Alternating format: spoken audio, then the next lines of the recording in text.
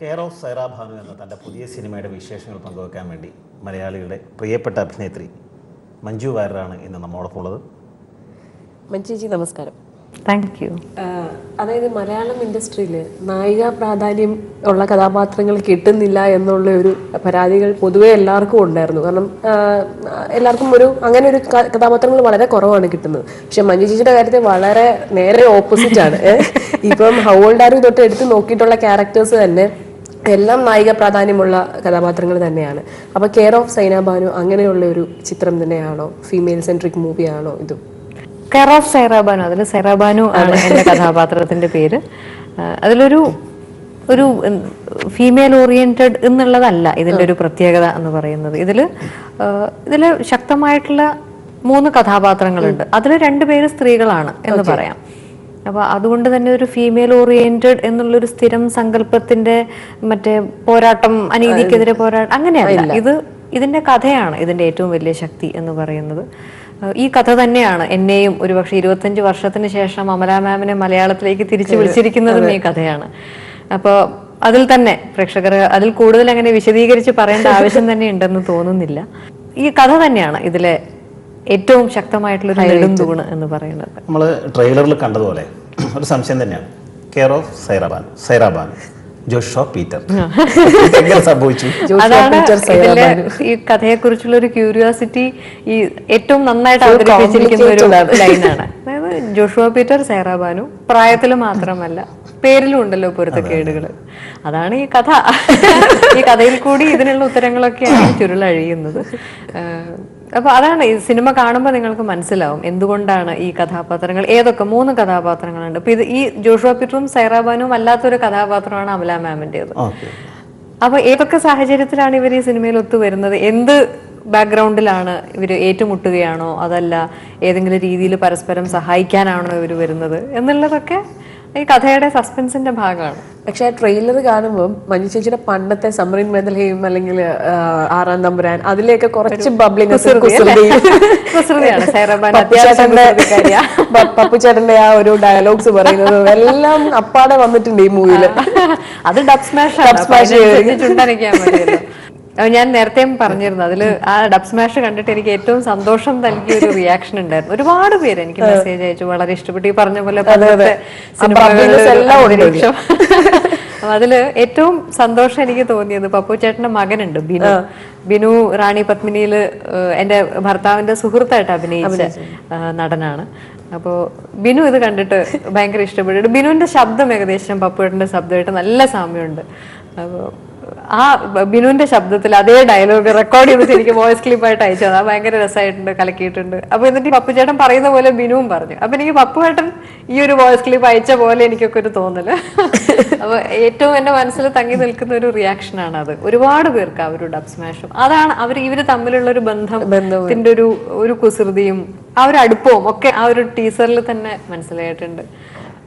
അതാണ് ഈ സിനിമയിൽ എല്ലാവരും ഒരു ആഗ്രഹത്തോടെ മുന്നോട്ട് നോക്കിയിരിക്കുന്നതും ഈ ഒരു ബന്ധം എങ്ങനെ വികസിക്കുന്നു എന്നറിയാനാണ്. ആഫ്റ്റർ ഈ മൂവി റിലീസിന് ശേഷം എനിക്ക് തോന്നുന്നു 6-ാം തമ്പുരാൻ ആ മൂവി ഡബ് സ്മാഷ് ഒക്കെ ചെയ്യുന്ന ഇപ്പൊ എല്ലാരും അത് സെലിബ്രേറ്റ് ചെയ്യുന്നുണ്ടായിരുന്നു. ഇനി പപ്പുചേട്ടന്റെ ഇതും വെച്ചിട്ടായിരിക്കും. അത് മാത്രമല്ല വേറെ ഉണ്ട് 3-4 ഡബ് സ്മാഷുകൾ ഈ സിനിമയിലുണ്ട്. അതിൽ ഒരെണ്ണം മാത്രമാണ്. അതുപോലെ ഇപ്പോ മഞ്ജു വാര്യർ എന്ന് പറയുന്ന ഒരു ആക്ട്രസ്, അല്ലെ ഒരു അഭിനേത്രി, മലയാളിക്ക് ഇഷ്ടമുള്ള ഒരാളെന്ന രൂപത്തിൽ ഒരു തിരിച്ചുവരവൊക്കെ നടത്തി ഇങ്ങനെ നിൽക്കുന്ന ഒരാളാണ്. അപ്പോൾ പലപ്പോഴും മഞ്ജു വാര്യരുടെ കൂടെ അഭിനയിച്ചവർ നമ്മൾ അവരോട് ചോദിക്കാറ് മഞ്ജുവിൻ്റെ കൂടെയുള്ള എങ്ങനെ ഉണ്ടായിരുന്നു, അഭിനയം എങ്ങനെ ഉണ്ടായിരുന്നു ചോദിക്കാറ്. പക്ഷെ എനിക്ക് വലിയൊരു ഭാഗ്യം മഞ്ജുവിന് കിട്ടിയിരിക്കുന്നത് അമലയുടെ കൂടെ അഭിനയിക്കുക എന്ന് പറയുന്നത്. അപ്പോൾ ഒരുപക്ഷെ നമ്മൾ ഇന്ന് ചോദിക്കാൻ ആഗ്രഹിക്കുന്നത് അമലയുടെ കൂടെ എങ്ങനെ ഉണ്ടായിരുന്നു. അതെ, ഞാനും ഈ ഒരു സിനിമയുടെ കഥ അമല മാമിൻ്റെ അടുത്ത് അവതരിപ്പിക്കാനായിട്ട് സോണിയും നമ്മൾ മറ്റ് ഇതിൻ്റെ ബന്ധപ്പെട്ടവരെല്ലാം പോകുന്നു എന്നറിഞ്ഞപ്പോൾ തന്നെ എൻ്റെ ഉള്ളിൽ നെഞ്ചിടിപ്പ് വരുന്നു. അവരൊക്കെ സമ്മതിക്കുമോ, അവർക്കൊക്കെ നമ്മളെ അറിയുമോ, നമ്മളെങ്ങനെയാണ്, അവർക്ക് തൃപ്തി ആയില്ലെങ്കിൽ എന്ത് ചെയ്യും എന്നൊക്കെയുള്ള സംശയങ്ങളും പേടികളൊക്കെ ആയിരുന്നു എൻ്റെ മനസ്സിൽ. പക്ഷേ ഈ കഥ കേട്ട ഉടനെ വളരെ സന്തോഷത്തോടെ ഈ ഒരു തീരുമാനം ശരി ഞാൻ ചെയ്യാം എന്ന് പറയുകയായിരുന്നു എന്നാണ് പറഞ്ഞത് സോണി. എന്നെ സംബന്ധിച്ച് അത് ഭയങ്കര സത്യമായിട്ടും പറഞ്ഞു. അങ്ങനെ പറഞ്ഞു, എനിക്ക് വിശ്വസിക്കാൻ 2 ദിവസം എടുത്തു ആദ്യം. അപ്പോൾ അത്രയും അതാണ് ഈ ഒരു കഥ. അതിപ്പോ എന്റെ കൂടെ അഭിനയിക്കാൻ വേണ്ടിയിട്ട് അമല മാമൊന്നും അങ്ങനെയൊന്നും ഒരിക്കലും അല്ല. ഈ ഒരു കഥ ഇഷ്ടപ്പെട്ടത് കൊണ്ടാണ് അമല മാം ഇതിലേക്ക് വരാൻ സമ്മതിച്ചത്. അപ്പോൾ എനിക്ക് അമല മാം ഇങ്ങോട്ട് വരുമ്പോഴും എനിക്ക് എൻ്റെ എന്തോ ഒരു ഉത്തരവാദിത്തം പോലെയായിരുന്നു. ഇങ്ങോട്ട് അഭിനയിക്കാൻ വരുമ്പോൾ വേറെ ഒരു കുറവുകളൊന്നും ഉണ്ടാവരുത്, മാമിൻ്റെ ഭക്ഷണ രീതികൾ ഞാൻ ചോദിച്ച് മനസ്സിലാക്കി. ഞാൻ അതിനുശേഷം ഫോണിൽ കൂടി ഞാൻ സംസാരിക്കുകയും മെസ്സേജ് അയച്ച് ഒരു സൗഹൃദം പുലർത്തുകയും ചെയ്തിരുന്നു ഈ സമ്മതിച്ചതിന് ശേഷം. അപ്പോൾ ഞാൻ വരുന്ന കാര്യങ്ങളും ഭക്ഷണത്തിൻ്റെ കാര്യങ്ങളും എല്ലാ കാര്യങ്ങളും എനിക്ക് തന്നെ ഭയങ്കര ഒരു വെപ്രാളമായിരുന്നു. മാമിന് ഇവിടെ വന്നിട്ട് മോശമായിട്ടുള്ളൊരു അനുഭവം ഉണ്ടാവരുത്, ഒരു അതൃപ്തിയും ഉണ്ടാവരുത് എന്നൊക്കെ. പക്ഷെ നമ്മളെക്കാളുമൊക്കെ എത്രയോ ഒരു ലാളിത്യത്തോടു കൂടിയിട്ടാണ് നമ്മുടെ ഹോൾ യൂണിറ്റുമായിട്ടും ഞാനുമായിട്ടും ഒക്കെ ഇടപഴകുന്നതും.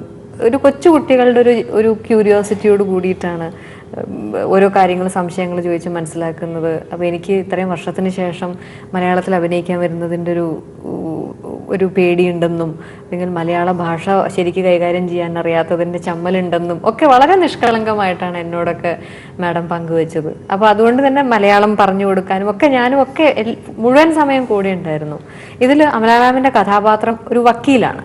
വക്കീൽ എന്ന് പറയുമ്പോൾ തന്നെ നമുക്കറിയാം വളരെ ശക്തമായിട്ട് സംസാരിക്കുകയും നീണ്ട ഡയലോഗുകൾ പറയേണ്ടി വരും, വളരെ കടുകട്ടിയുള്ള വാക്കുകളൊക്കെ പറയേണ്ടി വരും. അപ്പം നമ്മളൊക്കെ വിചാരിച്ചത് ചിലപ്പോൾ ചിലതൊക്കെ മാറ്റേണ്ടി വരുമായിരിക്കും മാമിന് മലയാളം പറയാൻ ബുദ്ധിമുട്ടുള്ളത് കാരണം.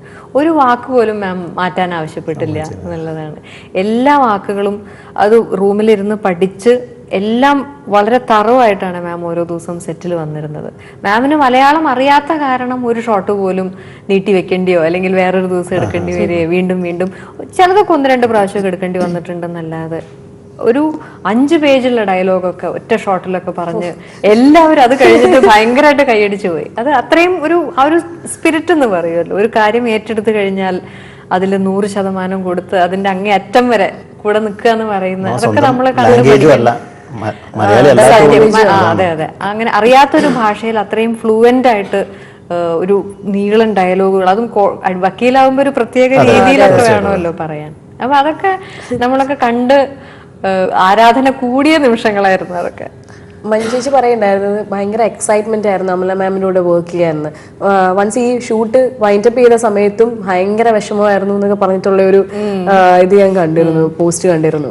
അപ്പൊ എങ്ങനെയായിരുന്നു ആ ലൊക്കേഷനിലുണ്ടായിരുന്ന നിങ്ങളുടെ ആ ഒരു കുറച്ച് ദിവസങ്ങൾ കൊണ്ട് തന്നെ എല്ലാവരുടെയും ഭയങ്കര ഒരു ഇഷ്ടം. അമല മാം സെറ്റിലേക്ക് വന്നു കഴിയുമ്പോൾ തന്നെ എല്ലാവർക്കും ഭയങ്കര സന്തോഷമായിരുന്നു, ഭയങ്കര പ്ലസന്റ് ആയിട്ട്. നമ്മൾ വിചാരിക്കും അയ്യോ അത് ഇഷ്ടാവും ഇത് ഇഷ്ടാവും, എന്താണെങ്കിലും ഒരു കുഴപ്പമില്ല, ഭയങ്കര ഒരു അക്കോമഡേറ്റിംഗ് ആയിട്ട് എന്തിനോടും വളരെ എളുപ്പത്തിൽ അഡ്ജസ്റ്റ് ചെയ്യുന്ന, എല്ലാവർക്കും ഭയങ്കര ഇഷ്ടം തോന്നുന്ന ഒരു പ്രകൃതമായിരുന്നു, ഭയങ്കര പോസിറ്റിവിറ്റി ആയിരുന്നു. അപ്പൊ അതുകൊണ്ട് തന്നെ മാം പോയി കഴിഞ്ഞപ്പോൾ എല്ലാവർക്കും 2 ദിവസം എന്തോ ഒരു കുറവ്, ഒന്നോ നമ്മൾ മിസ് ചെയ്യുന്നു എന്നുള്ളൊരു തോന്നലുണ്ടായിരുന്നു. യാദർശികമായി സംഭവിച്ചതായിരിക്കാം. ഷൈൻ ഇതിനകത്ത് മഞ്ജുവിൻ്റെ കൂടെ ഒരു വേഷം ചെയ്യുന്നു. ഷൈൻ നേരത്തെ വന്നപ്പോൾ ഇവിടുന്ന് ചോദിച്ചു അതേ ചോദ്യം ഷൈനോട്. ഷൈൻ ഒരുപക്ഷെ ചെറുപ്പത്തിൽ കണ്ടുകൊണ്ടിരുന്നത് മഞ്ജു അഭിനയിച്ച സിനിമകളാണ്. പക്ഷേ മഞ്ജു ചെറുപ്പത്തിൽ കണ്ടുകൊണ്ടിരുന്നത് അമല അഭിനയിച്ച എൻ്റെ സൂര്യത്തിൽ ഉള്ളടക്കമാണ്. ഇതെല്ലാം കൂടെ നോക്കുമ്പോൾ കറക്റ്റ് ഒരു 3 ജനറേഷൻ കറക്റ്റായിട്ട് വരുന്നുണ്ട്. അത് എന്തെങ്കിലും അങ്ങനെ ഒരു തോന്നലുണ്ടായിട്ടുണ്ടോ? ആ സമയത്ത് തോന്നിയിരുന്നു അങ്ങനെ? ഇല്ല, അതായത് ഇപ്പൊ ഷെയ്ൻ അങ്ങനെയൊന്നും എൻ്റെ അടുത്ത് പറഞ്ഞിട്ടൊന്നുമില്ല. പക്ഷെ നമുക്ക് എല്ലാവർക്കും അറിയാം ഷെയ്ൻ വരുന്ന ഒരു പശ്ചാത്തലവും നമ്മുടെ മിമിക്രിയിലെ തന്നെ ഏറ്റവും കഴിവുള്ള കലാകാരന്മാരിൽ ഒരാളാണ് അബീക്കയുടെ മകനാണ് ഷെയ്ൻ. അപ്പൊ അതുകൊണ്ട് തന്നെ മാത്രമല്ല ഷെയ്നിന്റെ കഴിവ് കിസ്മത്തിലൂടെ തെളിയിച്ചതുമാണ്. നമ്മളൊരു ഫ്രെയിമിൽ നിൽക്കുമ്പോൾ ഇപ്പം അമല മാം ആണെങ്കിലും ഷെയ്ൻ ആണെങ്കിലും നമുക്ക് ഇങ്ങോട്ട് ഭയങ്കര ഒരു കോമ്പറ്റീഷനായിട്ട് അത്രയും ശക്തമായിട്ടുള്ളൊരു പെർഫോമൻസ് നമുക്ക് കിട്ടുമ്പോഴാണ് നമ്മളറിയാതെ നമ്മളും അതിന് റിയാക്ട് ചെയ്താൽ മതി, വേറെ ഭയങ്കരമായിട്ട് ചെയ്യേണ്ട ആവശ്യമൊന്നുമില്ല. ആ ഒരു 2 നല്ല കലാകാരന്മാരുടെ കൂടെയാണ് എനിക്ക് അഭിനയിക്കാൻ സാധിച്ചത്. അത് ഇവർ 2 പേരും മാത്രമല്ല, ഈ സിനിമയിൽ ഒരുപാട് നല്ല ആർട്ടിസ്റ്റുകൾ അഭിനയിക്കുന്നുണ്ട്. ഈ ഒരു 3 കഥാപാത്രങ്ങളെ ചുറ്റിപ്പറ്റിയാണ് കഥ നീങ്ങുന്നത് എന്ന് മാത്രം. അപ്പോൾ എന്നെ 2 അനുഭവങ്ങളായിരുന്നു. ഒന്ന് അമല മാമിൻ നമ്മൾ കണ്ട് ആരാധിച്ചിരുന്ന ഒരു വ്യക്തിയുടെ കൂടെ അഭിനയിക്കുന്നു. ഒരു ന്യൂ ജനറേഷൻ എന്ന് പറയാൻ പറ്റുന്നൊരു കലാകാരനാണ്. അപ്പൊ അവരുടെ രീതികളും ഒക്കെ നമുക്കും അതൊക്കെ അവരിൽ നിന്ന് പഠിക്കാനാണ് ഞാൻ ശ്രമിച്ചത്. മഞ്ജുചേച്ചി ഇത്രയും ചെയ്ത ക്യാരക്ടേഴ്സ്, ഇപ്പോൾ how old are you, Rani Padmini, കരങ്ങുന്ന സിക്സേഴ്സ്, അതെല്ലാം തന്നെ കുറച്ച് മെസ്സേജ് കൂടെ കൺവേ ചെയ്യുന്ന, ഇൻഡയറക്റ്റ് ആയിട്ട് ഒരു മെസ്സേജ് കൺവേ ചെയ്യുന്ന മൂവീസ് ആയിരുന്നു ഇതെല്ലാം തന്നെ. അപ്പോൾ ഇതിലും അങ്ങനെ എന്തെങ്കിലും ഒരു ഇതുണ്ടോ, അങ്ങനെ എന്തെങ്കിലും മെസ്സേജ് കൺവേ ചെയ്യുന്നതോ അല്ലെങ്കിൽ ഒരു ഇൻസ്പിറേഷൻ തോന്നുന്നോ അങ്ങനെ എന്തെങ്കിലും? സിനിമ കണ്ടിട്ട് നോക്കാം എന്തെങ്കിലും ഇൻസ്പയർഡ് ആവുന്നുണ്ടോ, എന്തെങ്കിലും മെസ്സേജ് ആളുകൾക്ക് എത്തുന്നുണ്ടോ. എന്നല്ല, നമ്മൾ നേരത്തെ പറഞ്ഞു കഴിഞ്ഞാൽ പിന്നെ അതിന്റെ ഒരു രസം പോയില്ലേ. ക്യാരക്ടറിനെ പറ്റി ഒന്ന്. സൈറ ബാനു ഒരു പോസ്റ്റ് വുമൺ ആണ്, ഒരു സാധാരണക്കാരിയാണ്. ഞാൻ ആദ്യമായിട്ടാണ്, ഞാൻ പറഞ്ഞോ ഇല്ല, ഒരു മുസ്ലിം കഥാപാത്രത്തെ ഞാൻ ആദ്യമായിട്ടാണ് ഒരു സിനിമയിൽ, പണ്ടും ചെയ്തിട്ടില്ല. ഇത്രയും തിരിച്ചു വന്നതിന് ശേഷവും ഇത്രയും ഇപ്പോഴാണ് എൻ്റെ ജീവിതത്തിൽ ആദ്യമായിട്ടാണ് ഞാനൊരു മുസ്ലിം വേഷത്തിൽ നിന്ന് അഭിനയിക്കുന്നത്. അതിൻ്റെ ഒരു പുതുമ എനിക്ക് ഉണ്ട്. പണ്ടേ പറയുമായിരുന്നു, ഇപ്പം ഈ വേഷം ഇട്ട് കഴിഞ്ഞപ്പോഴും മുസ്ലിം വേഷം നന്നായിട്ട് ചേരുന്നുണ്ട് എന്ന് എനിക്ക് ഒരുപാട് പേര് പറഞ്ഞു. അപ്പോൾ പണ്ടും ഇതേപോലെ ചിലപ്പോൾ സ്കൂളിലൊക്കെ എന്തെങ്കിലും വേഷം, അമ്മ പറഞ്ഞു എൻ്റെ അടുത്ത്, പണ്ടും ഇതേപോലെ ആരൊക്കെയോ പറഞ്ഞിട്ടുണ്ട് നിനക്ക് മുസ്ലിം വേഷം ചേരും എന്ന് പറഞ്ഞു എന്ന്. അപ്പം എന്തോ ഒരു താത്തക്കുട്ടിയുടെ ഛായ ഉണ്ട് എന്നതിൻ്റെ ഫോട്ടോസ് കണ്ടിട്ട് ഒരുപാട് പേര് പറഞ്ഞിരുന്നു. സൈറ ബാനു ഒരു പോസ്റ്റ് വുമൺ ആണ്, വളരെ സാധാരണക്കാരിയായിട്ട് ജീവിക്കുന്ന ഒരു, ഈ പറഞ്ഞ പോലെ കുറച്ച് കുസൃതികളും ഈ സാധാരണക്കാരിയുടെ എല്ലാ ഒരു വികാരങ്ങളും ഇമോഷൻസും ഒക്കെ ഉള്ളൊരു സ്ത്രീയാണ്. അപ്പോൾ സൈറ ബാനുവിൻ്റെ ജീവിതത്തിൽ സംഭവിക്കുന്ന കാര്യങ്ങളെ കുറിച്ചുള്ളതാണ് ഈ സിനിമ. സൈറ ബാനുവിൻ്റെ ജീവിതത്തിലെ കഥാപാത്രങ്ങളാണ്, ജീവിതത്തിൽ കടന്നു വരുന്ന കഥാപാത്രങ്ങളാണ് ബാക്കിയൊക്കെ. അല്ലെങ്കിൽ ചേച്ചി സെലക്ട് ചെയ്യുന്ന ക്യാരക്ടേഴ്സിന് അങ്ങനെ എന്തെങ്കിലും ഒരു ക്രൈറ്റീരിയ, അങ്ങനെ എന്തെങ്കിലും? ക്രൈറ്റീരിയ ഒന്നുമില്ല. ഒരു സിനിമയെ കുറിച്ച് കേൾക്കുമ്പോൾ ആ സിനിമ എനിക്ക് തിയേറ്ററിൽ പോയി കാണാൻ തോന്നണം, തോന്നിക്കഴിഞ്ഞാൽ പിന്നെ നമ്മൾ അതിന്റെ ഭാഗമാവാൻ സ്വാഭാവികമായിട്ട് ആഗ്രഹിക്കുമല്ലോ. അപ്പൊ അങ്ങനെയുള്ളൂ. അങ്ങനെ ഒരു സിനിമ നമുക്ക് കാണാൻ തോന്നണമെങ്കിൽ അതിന് പിന്നിൽ എല്ലാ ഘടകങ്ങളും ഒത്തുവരണം. അങ്ങനെയുള്ള സിനിമകളാണ് നമുക്ക് തിയേറ്ററിൽ പോയി കാണണം എന്ന് നമുക്ക് തോന്നുക. അങ്ങനെ വളരെ സിമ്പിളായിട്ട് ഞാൻ ചിന്തിച്ച് നോക്കാറുള്ളൂ. അതുപോലെ ഇതിൻ്റെ ഏതൊരു സിനിമ മാഗസിൻ വന്നൊരു വാർത്തയാണ്, അതായത് അമരയുടെ കഥാപാത്രം ആദ്യം ഒരു മെയിൽ ക്യാരക്ടർ ആയിരുന്നു, വാസ്തവമായിരുന്നു, മാറ്റിയായിരുന്നു അല്ലേ? കഥയുടെ ആദ്യത്തെ രൂപത്തിൽ ഒരു പുരുഷ കഥാപാത്രമായിരുന്നു അതിന് ഓപ്പോസിറ്റ്, സൈറ ബാനുവിന് ഓപ്പോസിറ്റ് ആയിട്ട് വന്നിരുന്നത്. പിന്നീടാണ് കഥയിൽ പല മാറ്റങ്ങൾ വരികയും അതൊരു സ്ത്രീ കഥാപാത്രം തന്നെ ആവുകയും അതിൽ നമുക്ക് അമല മാമിനെ കൊണ്ടുവരാൻ സാധിച്ചതും ഒക്കെ കഥയുടെ സ്വാഭാവികമായിട്ടുള്ള മാറ്റങ്ങൾ കൊണ്ടാണ്. ആന്റണി സോണി എന്ന ഒരു പുതിയ സംവിധായകനാണ്. മഞ്ജു ഒരുപാട് ഡയറക്ടേഴ്സിൻ്റെ കൂടെ വർക്ക് ചെയ്തേക്കുന്നു, ഒരുപാട് ആൾക്കാരുടെ സംവിധാന ശൈലി കണ്ടേക്കുന്നു. ഒരുപക്ഷെ ആന്റണി സോണി സത്യം പറഞ്ഞാൽ മഞ്ജുവാരെ കുറിച്ചാണ് സംസാരിക്കേണ്ടത്, പക്ഷേ ഇവിടെ ആന്റണി ഇല്ലാത്തതുകൊണ്ട് നമുക്ക് ആന്റണിയെ കുറിച്ച് അറിയാനും താല്പര്യമുണ്ട്. ആന്റണി എങ്ങനെയായിരുന്നു? ആന്റണി സോണി എന്നാണ് സോണിയുടെ പേര്. ഞാൻ എന്തുകൊണ്ട് ആദ്യം തൊട്ടേ സോണി എന്നാണ് വിളിച്ചിരിക്കുന്നത്. Sony how old are you എന്ന സിനിമയിൽ റോഷന്റെ അസിസ്റ്റന്റ് ആയിരുന്നു. ഇതിന്റെ കഥ എഴുതിയിരിക്കുന്ന ഷാനും അതിൽ അസിസ്റ്റന്റ് ഡയറക്ടറായിട്ട് വർക്ക് ചെയ്തിരുന്നു. അപ്പോൾ ആ സമയത്ത് തൊട്ടേ ഉള്ളൊരു അടുപ്പവും ഒരു സ്നേഹവും ഉണ്ട് ഞങ്ങളെല്ലാവരും തമ്മിൽ. അതിനുശേഷമാണ് സോണിയും ഷാനും കൂടെ മൂന്നാം ഇടം എന്ന് പറഞ്ഞ സിനിമ ചെയ്യുകയും അതിന് ഒരുപാട് അംഗീകാരങ്ങളൊക്കെ എല്ലാവർക്കും അറിയാം കിട്ടി. ഇങ്ങനൊരു കഥ വന്ന് പറയണം എന്ന് പറഞ്ഞപ്പോൾ എനിക്ക് ഒരുപാട് സന്തോഷം തോന്നി. സോണി അപ്പോൾ സ്വന്തമായിട്ടൊരു സിനിമ ചെയ്യുകയാണ് എന്ന് മനസ്സിലായപ്പോൾ വന്ന് കഥ പറഞ്ഞു കഴിഞ്ഞപ്പോൾ എനിക്ക് ഭയങ്കര ഇഷ്ടപ്പെട്ടു കഥ. ഇതൊരു 1.5 വർഷം മുമ്പാണ് ഇത് പ്രോജക്റ്റ് സംഭവിക്കാൻ കുറച്ച് സമയം എടുത്തതേ ഉള്ളൂ. പക്ഷെ ആ സമയം തൊട്ട് ഞാൻ ശ്രദ്ധിക്കുന്നതാണ്. അതായത് പല ഘട്ടങ്ങളിലും ഈ പ്രോജക്റ്റ് വേണ്ടാന്ന് വെക്കേണ്ടി വരുന്ന ഒരു സംശയകരമായിട്ടുള്ളൊരു സിറ്റുവേഷൻസിൽ വരെ വന്നിട്ടുണ്ട്. നമുക്ക് ചിലപ്പോൾ എല്ലാ കാര്യങ്ങളും ഒത്തുവരാത്തത് കൊണ്ട് ചില പ്രോജക്ട്സ് നടക്കാതെ പോകും. ആ സമയത്തൊക്കെ സോണി കാത്തു സൂക്ഷിച്ചിരുന്നൊരു ആത്മവിശ്വാസം ഉണ്ടായിരുന്നു. എൻ്റെ അടുത്തും സോണി പറഞ്ഞിരുന്നു, എനിക്ക് ഉറപ്പുണ്ട് ചേച്ചി ഈ പ്രോജക്റ്റ് സംഭവിക്കുകയാണെങ്കിൽ ചേച്ചിയുടെ കരിയറിൽ ഏറ്റവും നല്ല കഥാപാത്രമായിരിക്കും സൈറ ബാനു എന്നെനിക്ക് ഉറപ്പ് തരാൻ പറ്റും എന്നുള്ളത്. അപ്പോൾ ആ ഒരു സോണിയുടെ ആത്മവിശ്വാസം എന്നെ ഭയങ്കരമായിട്ട് അത്ഭുതപ്പെടുത്തിയിരുന്നു. കാരണം കുറച്ച് കാലം ഒരു പ്രോജക്റ്റിന്റെ പുറകെ പ്രത്യേകിച്ച് ഒരു ആദ്യത്തെ പ്രോജക്റ്റ് എന്ന് പറയുമ്പോൾ വേറെ ഏതെങ്കിലും ഒരു സൗകര്യമുള്ള പ്രോജക്റ്റ് വന്നാൽ സ്വാഭാവികമായിട്ടും ആരായാലും ആദ്യം സംഭവിക്കുന്ന പ്രോജക്റ്റിലേക്ക് പോകും. പക്ഷെ ഇത് വളരെ തുടർച്ചയായിട്ട് ഇതിന്റെ പിന്നിൽ ഈ ഒരു പ്രോജക്റ്റാണ് എനിക്ക് ചെയ്യേണ്ടത്, ഇതെനിക്ക് ചെയ്തേ പറ്റൂ എന്ന് പറഞ്ഞിട്ട് ഉള്ളൊരു സോണിയുടെ ആത്മവിശ്വാസം വളരെ വലുതാണ്. ഈ പ്രോജക്റ്റ് ഇന്ന് സംഭവിച്ചതിൻ്റെ പുറകിലുള്ള വളരെ പ്രധാനപ്പെട്ട കാരണം സോണിയുടെ കണ്ടിന്യൂസ് ആയിട്ടുള്ള ഇതിൻ്റെ പുറകെയുള്ളൊരു ദൃഢനിശ്ചയം ആയിരുന്നു. അപ്പോൾ അതേപോലെ തന്നെ എല്ലാവരും സോണിയുടെ കൂടെയുള്ള ടീമാണെങ്കിലും ഇതിൻ്റെ ക്യാമറ കൈകാര്യം ചെയ്തിരിക്കുന്നത് ഈ മൂന്നാം ഇടം എന്ന് പറഞ്ഞ ഷോർട്ട് ഫിലിം ചെയ്ത റഹീം തന്നെയാണ്.